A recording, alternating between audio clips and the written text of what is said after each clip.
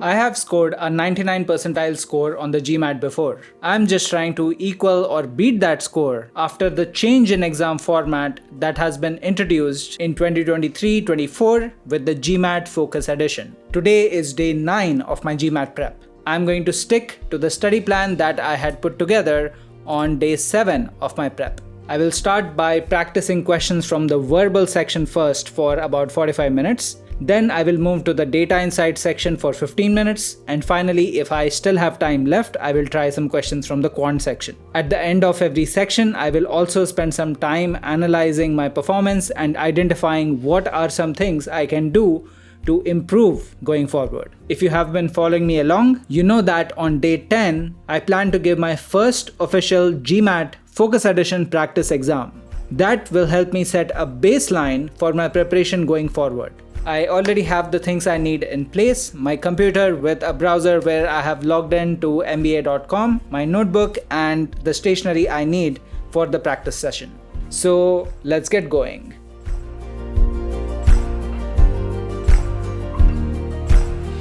Right. So I spent about 50 to 60 minutes in total at this point. I spent a couple of minutes at the start just setting up the online question bank and 47 minutes to be exact practicing verbal questions from the question bank. I also spent an additional 5-10 minutes quickly looking at my test or my practice session outcomes, and I've identified the questions that I got wrong at a very high level.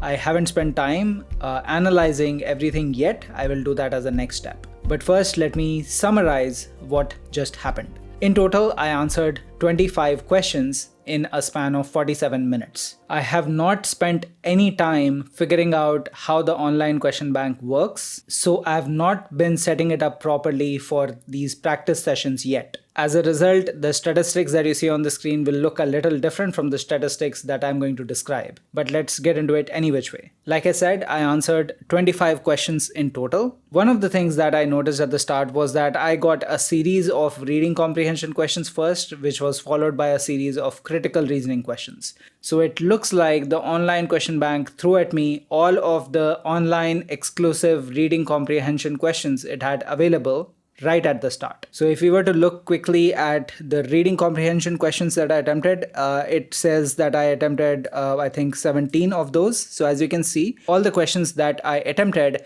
have either a check mark or a cross mark against them in this part. Going back to the critical reasoning section, you will see here that all the questions which have a tick mark or a cross mark against them are the ones that I actually answered, and everything that has just like this hyphen, these are questions that I didn't even attempt. The reason the online question bank is taking them into account and showing the statistics is just because I haven't been setting it up properly yet. So staying on topic, if I were to look at the reading comprehension questions, clearly of the 17 questions that I answered, I see one mistake on this page and then another on this page. So it looks like I got 2 out of those 17 questions wrong on reading comprehension. And if I go to the critical reasoning section, I answered a total of, if I subtract these two, a total of I think 8 questions, of which I got 1 wrong. So if I were to just quickly do the math here, let me just make notes of this. Time spent was 47 minutes. I'm just gonna call that 45 minutes for simplicity. Questions answered were 25. Incorrect were 3 in total. So the accuracy comes to about 22 by 25, which is about 88%. And the velocity comes to about 45 by 25, which is 1.8, which is about 1 minute 48 seconds per question. Now quickly just glancing back at my notes from day 1, I think I see that here. So on the final GMAT exam, you are expected to answer about 23 questions in a span of 45 minutes. I seem to have answered 25. So that is a good thing in a way, but it also shows that I think I went a little too fast and I could have slowed down a little bit on velocity, and maybe that would have helped me improve my accuracy. Looking at it from an accuracy standpoint, I think answering 22 out of 25 questions right on the verbal section is perfectly all right, especially given I'm still in the very early stages of my GMAT prep. Hopefully with practice, I will be able to improve that. And on the day of the final GMAT exam, I'm hoping that I'll be able to get at least 24 out of 25 verbal questions right. Now, of course, on the final GMAT exam, that is not the best way to think about accuracy, because the exam does adjust the hardness of questions to how you're doing. So you cannot really think of accuracy in that fashion. But as far as tracking improvements in my performance is concerned over the course of my GMAT prep, I will be gunning for an accuracy of, let's say, 22 or 23 out of 23 questions answered right on the verbal section. In other words, I don't want to be answering more than one question wrong anytime I attempt, let's say, a bunch of 23 questions from the verbal section. Now, let's quickly glance at my notes. So as you can see, I think I took notes for pretty much like every single question during this practice session, which I think is a good thing. If you have been following my videos, you might remember that I think when I was taking the diagnostic test, I answered a bunch of questions without even writing anything down on paper. I don't think that is necessarily a good thing, because it creates a lot of risk in the sense that if you lose track of different answer options while you're solving a question, you will end up spending even more time going through everything once again. Now, looking at this page, as you will see here, that I see that there are some questions where I have put these star marks. So these are just questions where I had some degree of uncertainty on whether or not I would be able to answer these right. I know that questions 1 through 17 were actually all reading comprehension questions. So I do want to quickly go back to the screen and see if the questions where I had uncertainty are also the questions which I answered incorrectly. So we are looking at the reading comprehension questions here. From here, we can see that it is, so this is questions 1 through 10. It is question number 9 that I answered wrong.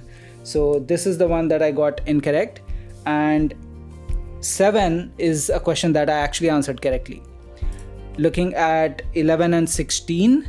So as you can see, question number 11, this one I answered incorrectly. I had some uncertainty there. And as I was expecting, I actually answered it wrong. Finally, looking at question number 16, like I answered that correctly. So even though I had uncertainty there, I was able to get the right answer. So in this case, I would just ascribe that to luck and still work on identifying how I can improve my certainty if I were to encounter a question like that again. If I were to do a similar exercise for the critical reasoning questions, which started at question number 18, you may not be able to tell the letters here, but what I've written here is basically that I was stumped. So even as I was solving the question, I reached a point where I was completely unclear about which answer option could be the right answer. This is because I went through all the options and I thought none of these actually make sense given the context shared in the question. So I was totally lost on which answer to pick. I ended up picking an arbitrary one, and let's see if I got that right. So let's go back, looking at the critical reasoning section. So let's see. So we know that this starts at number 18. So 18, 19, 20, 21, 22. Yes. So as expected, 22 is the question that I answered incorrectly on the critical reasoning section. Now, quickly also glancing at the questions that I got wrong, you can see that I spent a bunch of time on this question. It is also identified as hard. So that is, I consider that as a positive sign, in the sense that it is the hard question that I got wrong and not the easy or medium ones.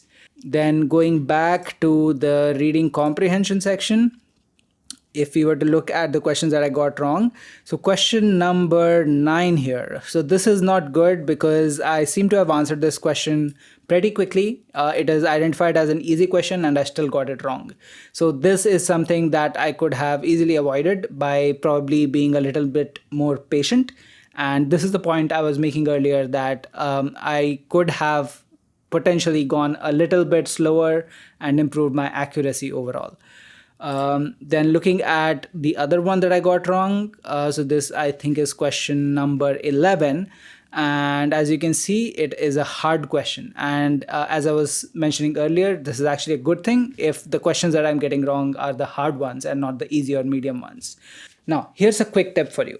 As I was going through this exercise, there were really two pieces of information that I was evaluating for every question that I had attempted. First, for a given question, what was the degree of confidence that I had in the answer option that I ended up selecting at the end? The second piece of information is whether or not I answered a question correctly. Overall, I am looking to also develop my ability to identify questions that I'm likely to answer incorrectly even as I'm going through the test.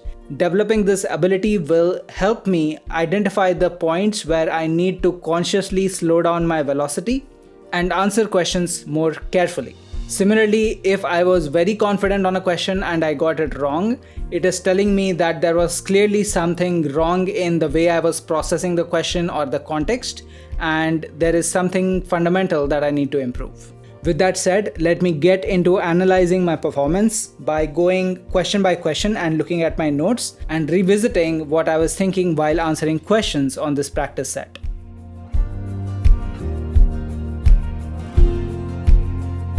Alright, so I spent about 20 to 25 minutes analyzing my performance on the practice set. As you know well by this point, here are some of the things I do during my performance analysis. I reattempt the questions that I answered wrong the first time around. I revisit questions where I was uncertain even if I answered them correctly. And finally, I identify potential improvements and summarize them in my notes.